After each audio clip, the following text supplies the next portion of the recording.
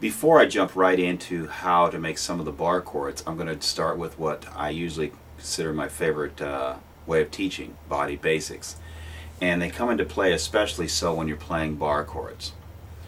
On the left hand, if you're playing right-handed and your left hand's fretting the chords, we have to be sure, as I square up the guitar neck here with the video, that you play naturally. As you grab onto the neck of the guitar, you're just going to let your fingers hang naturally. A lot of people will try to overcompensate by turning their elbows, wrists. They'll even overdo it by reaching out, and that causes tension on the back of the hand. So coming from this angle here, I'm just going to go up and grab onto the neck naturally. So if I just had done this, you can do this without even learning how to play guitar.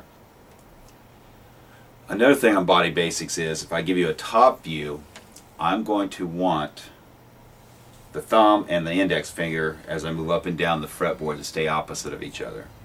I mentioned this during the body basics video, but we're going to reinforce it today for sure. Let's get a little bit of a close-up. So right here, the thumb stays opposite of the index finger, and then the 2, 3, and 4 fingers are ready to play whatever strings they need to play.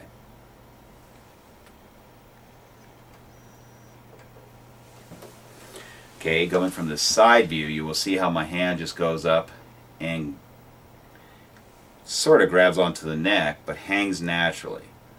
Once again, people try to overdo it by lifting up, and that puts you out of position. You can't play the 6 and the 5 string hardly at all, regardless of the size of your hands. So you let it just hang naturally, not overdoing it, just the arm and the back of the wrist in a natural position, and the only things that are really sort of bending are your joints on your fingers. When you go between the E and the A form bar,